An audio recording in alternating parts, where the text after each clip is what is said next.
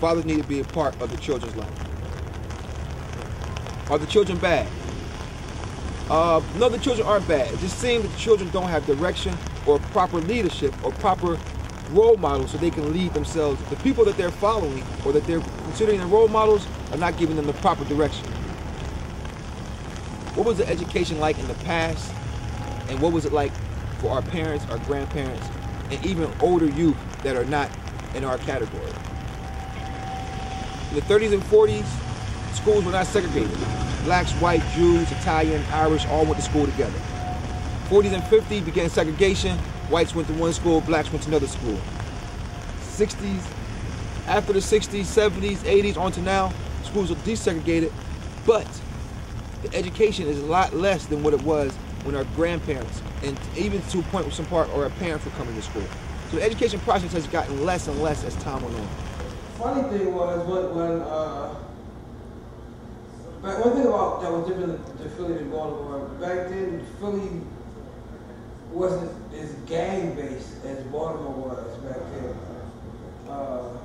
It had its bad areas, but it was more of a just your block, my block. And now you see more Bloods and Crips and you know, massive size gangs. Yeah. But Baltimore has been like that for a while. So it was a break for a while, but now it caught up with Philly. Yeah, unfortunately. You know what I mean? Yeah, unfortunately. So you went to school here in Philadelphia too, also, right? Yeah, I went to Shoemaker. I went to Shoemaker Middle. I did go to Shoemaker for a while. I used to live in Cobbs Creek. I lived on like 52nd Street, the Strip. Down the way. Yeah, around the way, on the Strip. Yeah, Baltimore Avenue. Yeah, that's where I lived at. Yeah. All right, so you see how the hood developed back. So, how old are you?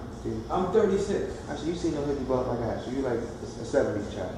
Yeah, so you remember, 70s child. You remember how school was in the 80s and everything? Yeah, your teachers could beat you. Yeah. You know. Paddles. Yeah, paddles. You know. Yeah, you know. You think they should bring that back? And to some extent, I think they should, but to some extent, the world in general has gotten so corrupted, so you can't trust anybody to beat your kids. So that was the early 60s. That was in the early 60s, yeah. And then you said you didn't realize schools were segregated until your... No, because they started, when my kids started coming up, because they had no segregation then when I was going to school. Right, so just started like I told you, I went to school with Jews, I went to school with Italians, Polish, and everything. And we had all white teachers. We had no black teachers. See, that was different. People always say how your grandparents want you to be like your grandfather.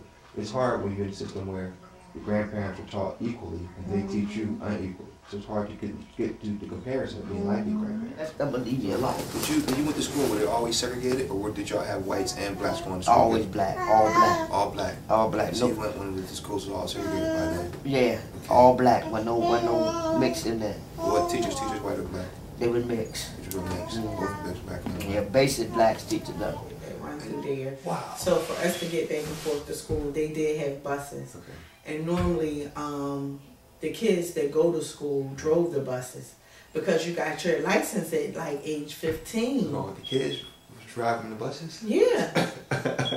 Normally the high school kids drove the buses. That's wild. That's cool though, but it's different. It was cool. You just never thought about the kids picking you up for school. So were you on time with the bus drivers, with the student drivers? Was you on time? They was pretty much responsible, even though we gave them hell though. I bet y'all did. And that was we cool. put stuff around their head and stuff like that and throw stuff out and that was cool, disrespectful. That was cool. But we had fun on the bus, like that's what we looked forward to. That was like the 70s, maybe 80s? Mm-hmm. Wow.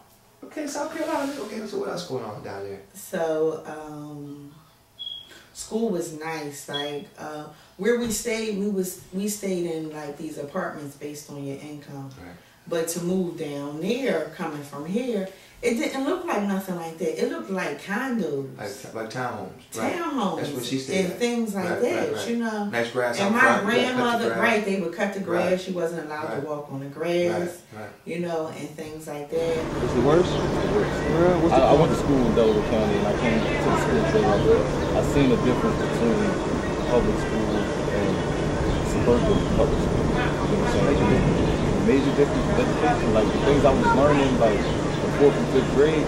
Like, by the time I got to high school, I was so advanced in the city because I learned this stuff in middle school. For real.